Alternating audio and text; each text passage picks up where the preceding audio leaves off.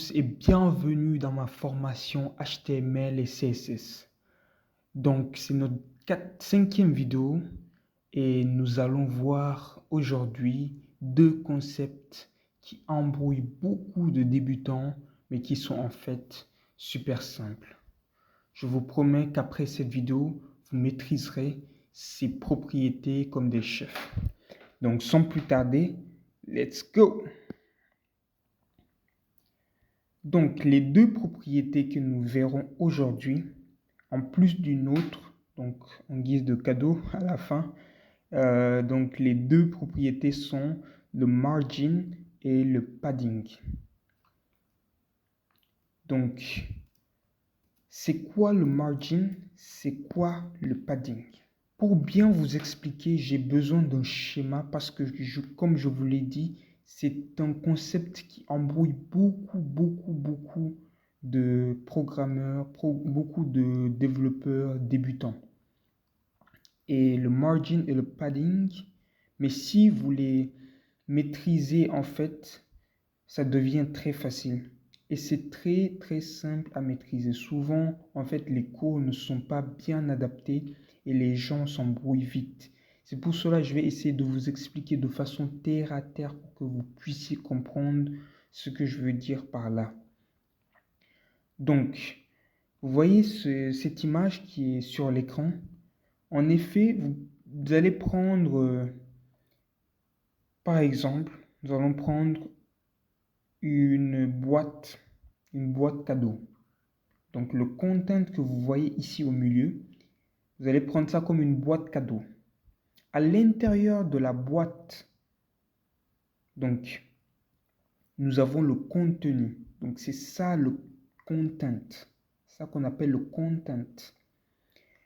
Et, en gros, le padding, c'est comme, en fait, l'emballage. L'emballage du cadeau. Vous avez une boîte cadeau qui n'est pas emballée, dans lequel nous avons le content, le contenu. Et l'emballage, donc ce qui est autour, c'est le padding.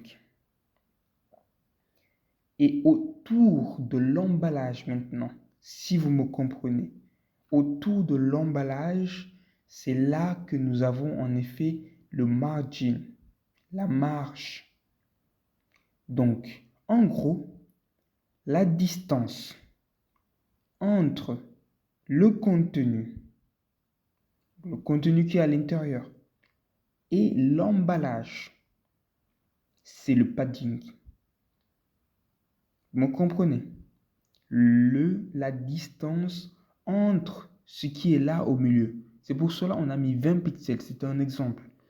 Parce que le contenu, en effet, le rectangle que vous voyez ici, en effet, vous devez prendre ça comme l'emballage du cadeau. Le content, c'est le contenu du cadeau. Par exemple, on va prendre comme une voiture, une petite voiture comme cadeau. C'est ça le contenu. Et le padding, c'est la distance entre le contenu, donc la voiture, et l'emballage. Ensuite, donc, nous allons prendre un autre exemple. Nous allons prendre par exemple le cadeau. Le cadeau, il est dans un tiroir. Le cadeau, comme il est dans un tiroir et que le cadeau, l'emballage du cadeau n'a pas la même taille que le tiroir, en effet, la distance entre le tiroir et le cadeau, c'est ça qu'on appelle le margin. Est-ce que vous me suivez?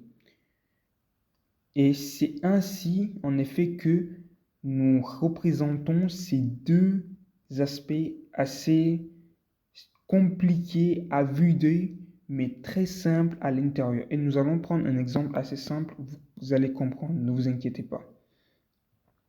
Donc, sans plus tarder, je vais effacer la partie du main, toute la partie du main. Donc, je vais effacer toute cette partie pour donc vous expliquer ces deux concepts. Et pour vous les expliquer, j'aurai besoin de mettre des divs, des boîtes. Par exemple, prenons une div. Et cette fois-ci, je vais ajouter une nouvelle notion en HTML que nous appelons classe. En effet, il y a les classes, il y a aussi les ID. Les classes, c'est quoi? Les classes, en effet, c'est pour donner un nom donc à une boîte, comme à une div. Vous pouvez le donner à n'importe quelle balise. C'est pour donner un nom à une balise que nous allons utiliser dans le CSS. Ça va nous faciliter, vous verrez. Donc, nous allons l'appeler boîte 1. Et ici au milieu, nous l'appelons toujours boîte 1, boîte 1. Et nous créons une deuxième div qui est donc la boîte 2. Donc la classe est boîte 2.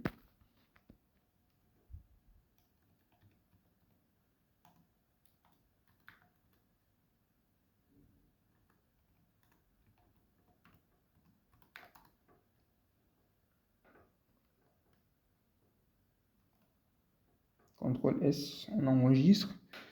Ensuite, ici dans le CSS, j'efface tout ça.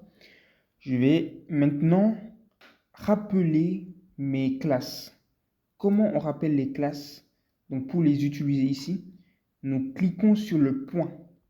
Le point c'est boîte 1, comme nous l'avons appelé ici.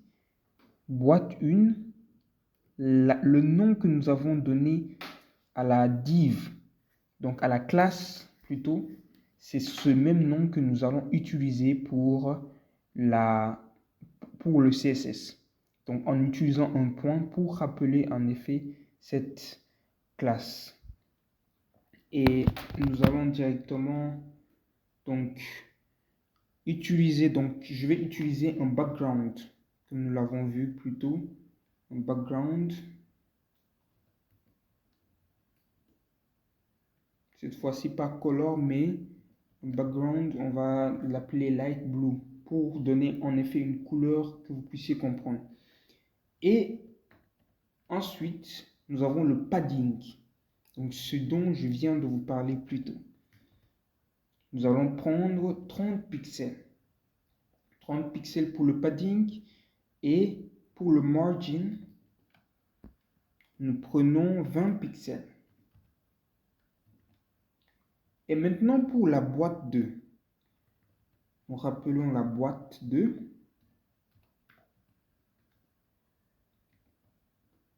Et ici, nous allons aussi mettre le background. Donc le background, nous allons cette fois-ci mettre le light coral. C'est pour en effet différencier les deux boîtes et que vous puissiez comprendre. Donc pour le padding ici, cette fois-ci, nous allons mettre 10 pixels. 10 pixels. Et pour le margin, nous allons mettre, on va dire 40 pixels.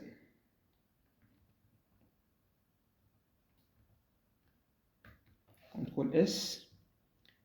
Et nous revenons vers notre site. Et là, nous avons en effet notre boîte. Donc regardez. Qu'est-ce que vous remarquez dans la boîte 1? En effet, la boîte bleue a beaucoup d'espace autour du texte. On est d'accord? On l'a tous vu. Donc, le padding est grand. En gros, cette boîte que vous voyez ici, et c'est comme le cadeau dont je vous parlais. Nous en aurons besoin. En effet, vous pouvez croire que, en effet, pour le moment, bon, vous êtes un peu embrouillé, vous dites, mais à quoi servent le padding et le margin? Je ne comprends pas les trucs de boîte et tout. À quoi ça va me servir pour créer un site?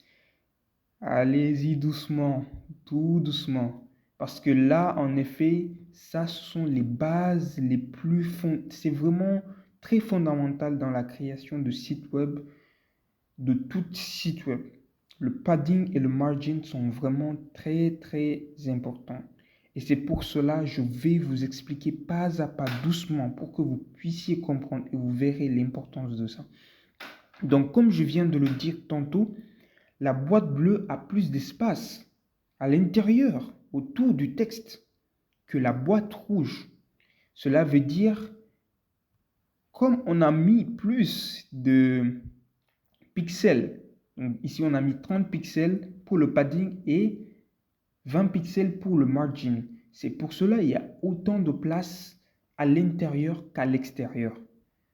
Tandis que pour la boîte 2, donc la boîte chorale, il y a peu d'espace pour le texte, autour du texte plutôt, mais il y a beaucoup d'espace entre les deux.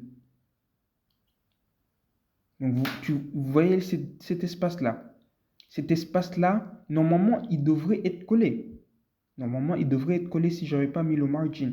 Mais comme j'ai mis le margin, en fait, l'espace est agrandi. Et vous voyez, il y a plus d'espace entre la boîte rouge et la boîte bleue que d'espace entre le texte et la boîte rouge.